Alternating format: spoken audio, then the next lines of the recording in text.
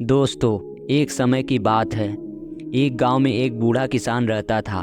उसकी लाइफ में बहुत बड़ी समस्या थी। समस्या यह थी कि उसका एक लौता बेटा निकम्मा निकल गया। वह सारा दिन इधर से उधर दोस्तों के साथ घूमता, कहीं भी एक पैसे का कोई काम नहीं करता था। इस बात से लेकर परेशान होकर बूढ़े किसान ने एक दिन उसे सबक सिखाने की सोची। उसने अपने बेटे को बुलाया और कहा कि जाओ, अलमारी में मेरी घड़ी रखी है, उसे निकाल कर ले आओ। लड़का जाता है और अलमारी से घड़ी निकाल के लेके आता है। किसान ने कहा, इस घड़ी को लेकर जाओ और बाज़ार में इसकी कीमत पता करके आओ। जब लड़का घड़ी लेकर बाज़ार निकल देता है, उसने जगह जगह इसकी कीमत पूछी। किसी ने घड़ी की कीमत 100 तो किसी ने 200 तो किसी ने 500 बताई।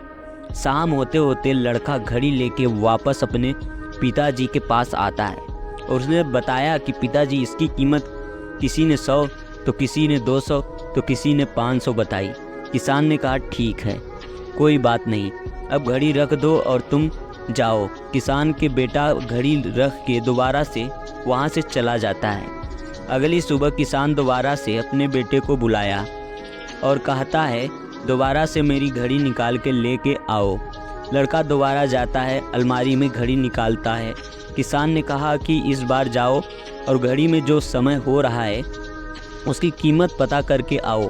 लड़के को समझ में नहीं आ रहा था कि उसके पिताजी उससे क्या करवाना चाहते हैं। वह दुखी मन से उस घड़ी को लेकर दोबारा बाजार में निकल देता है। इस बार तो लोग उस पर हंसने लगे और कुछ लोगों तो उससे पागल भी कहने लगे।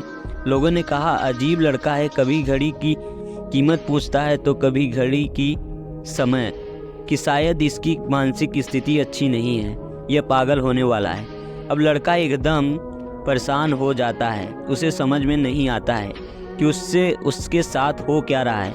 अंत में उसने घर जाने का मन बना लिया। रास्ते में घर आते वक्त एक बड़े से सेठ की दुकान पड़ती थी, जिनकी लाइफ बहुत बिजी थी। वह बड़ा मुश्किल से 1 मिनट का समय मिलता है, तो उसने सोचा कि एक बार चलकर सेठ जी से पूछ लेते हैं, हो सकता है इनको पता हो। तो वो डरते डरते सेठ की दुकान पर गया और पूछा, सेठ जी, इस घड़ी में जो टाइम हो रहा है, टाइम की क्या कीमत है? सेठ जी उसकी तरफ देखने लगे और वह समझ गए कि लड़का क्या पूछना चाहता है। उन्होंने उस लड़के को बड़े ही प्यार से अपने पास बिठाया और बोला कि देखो बेटा, इस घड़ी की कीमत हो सकती है, पर इस घड़ी में जो समय हो रहा है उसकी कोई कीमत नहीं है। तुम दुनिया की सारी दौलत देकर भी 1 सेकंड अपनी लाइफ में पीछे नहीं जा सकते।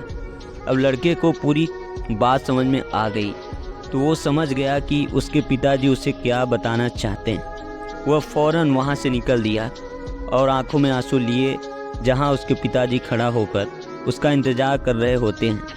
और उसी दिन से उस लड़के की पूरी ज़िंदगी बदल जाती है। Thanks for all video watching.